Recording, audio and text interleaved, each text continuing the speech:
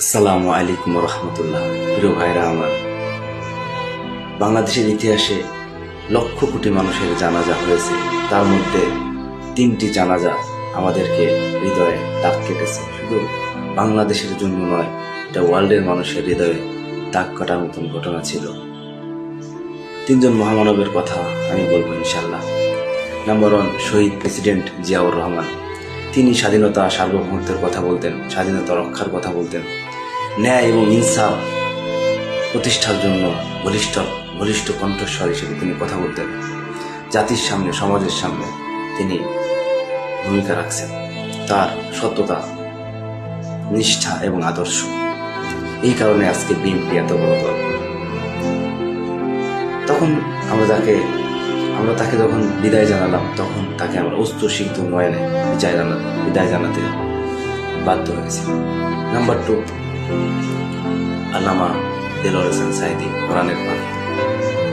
তিনি মহাবিশ্বের মহাগ্রন্থ আল কোরআন শুধু বাংলাদেশ ব্যাপী নয়, ওয়ার্ল্ডের প্রত্যেকটি কান্ট্রিতে চেয়েছিলেন মহাবিশ্বের মহাগ্রন্থ আল কোরআনের বাণী মানুষের সামনে পৌঁছে দিতেন।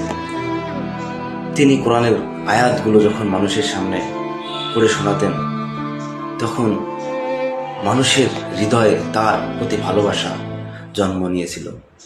তিনি ন্যায় ইনসাফ প্রতিষ্ঠার জন্য কাজ করেছেন। আমরা দেখতে পেয়েছি তিনি জালিমের জেলখানায় দীর্ঘ 13টি বছর জেলখানায় তাকে কারাবদ্ধ করে রাখা হয়েছিল, শুধুমাত্র কোরআনের কথা প্রচার করার কারণে।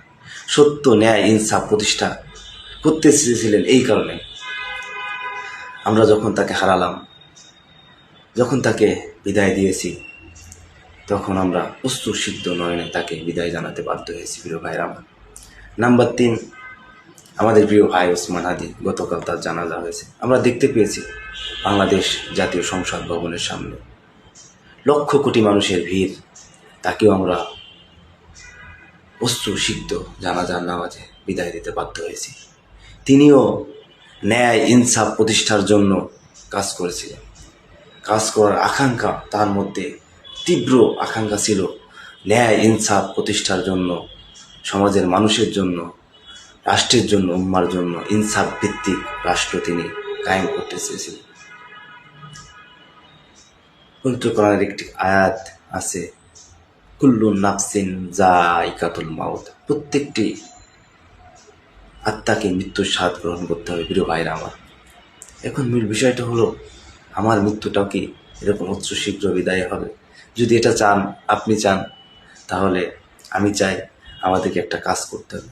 সেই কাজটি হচ্ছে ন্যায়, নিষ্ঠা, আদর্শ বিক্রি করা যাবে না ভাই।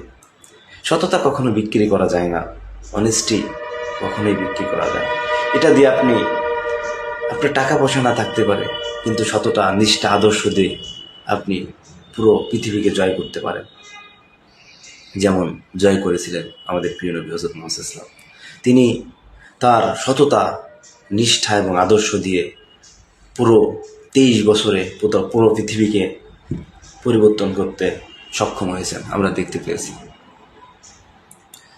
তিনি নবুয়তের আগেই তাকে মানুষ আল আমিন বলতেন, সত্যবাদী, বিশ্বস্ত, আমানতদার হিসাবে তাকে মানুষ চিহ্নিত করেছেন। এবং মহাগ্রন্থ আল কোরআনুল কারীম নাজিলের পর থেকে 1 যুগেরও বেশি কোরআন নাজিল হয়েছে। মানুষ তখন আল্লাহর পক্ষ থেকে নাজিলকৃত কোরআনুল কারীমের বাণী যখন মানুষের সমাজে পৌঁছে দিয়েছেন, তখন তিনি এই সুন্দর সমাজ, ন্যায়ের সমাজ, ইনসাফের সমাজ প্রতিষ্ঠা করতে সক্ষম হয়েছেন। এই কারণে আমরা প্রত্যেকের জায়গা থেকে চেষ্টা করব ন্যায় ইনসাফ প্রতিষ্ঠা করার জন্য। আমরা সদা সর্বদা সচেষ্ট থাকব, জাগ্রত থাকব, অন্যায়ের বিপক্ষে সবসময় বলিষ্ঠ কণ্ঠস্বর হিসাবে দাঁড়িয়ে যাব। সত্য দিয়েই জয়, সত্যর পথেই চলতে হবে এবং সত্যের পথেই মরতে হবে। কোরআনের আরেকটি বিখ্যাত আয়াত আছে, রব্বুল কারীম আমাদের মাঝে বলছেন, তোমরা যেখানেই থাকো সত্যের সাথে থাকো এবং যেখান থেকেই বের হও সত্যের সাথেই বেরো। আমি দোয়া করি আমার প্রিয় ভাইরা আমার, আপনাদের জন্য দোয়া করি আল্লাহ তাআলা এই কোরআনের আয়াতটার উপর আমাদেরকে আমল করার তৌফিক দান করেন। আল্লাহ, তুমি আমাদের পৃথিবীতে যতদিন রাখো সত্যের সাথে রাখো, সত্যের সাথে চলাও, এবং আমাদের পৃথিবী থেকে যখন শেষ বিদায়টা আমাদের যখন হয়ে যাবে প্রিয় ভাইরা আমার, আল্লাহ আপনার কাছে আমি দোয়া করি আমার মৃত্যুটা, শেষ বিদায়টা যেন সত্যের সাথেই আমাকে বিদায় দিও। সত্যের পক্ষে কথা বলতে চাই এবং সত্যের সাথেই থাকতে চাই। এবং আমার প্রিয় ভাইরা যারা আপনারা আমার এই ছোট্ট ভিডিওটা দেখছেন, আমি আপনাদের কাছে উদাত্ত আহ্বান জানাবো, জীবনে ভাই কয়টা দিন বাঁচবো, যতদিনই বেঁচে থাকি না কেন জীবনের প্রত্যেকটা নিঃশ্বাসে প্রশ্বাসে সততা অনেস্টি বজায় রাখতে হবে। আমি আপনাদেরকে আহ্বান জানিয়ে, সত্যতা দিয়েই বিজয় আসবে। বিজয় কখনো মিথ্যা দিয়ে আসে না। বিজয় ছিনিয়ে আনতে হলে সত্য অবলম্বন করতেই হবে ইনশাআল্লাহ। আল্লাহ তাআলা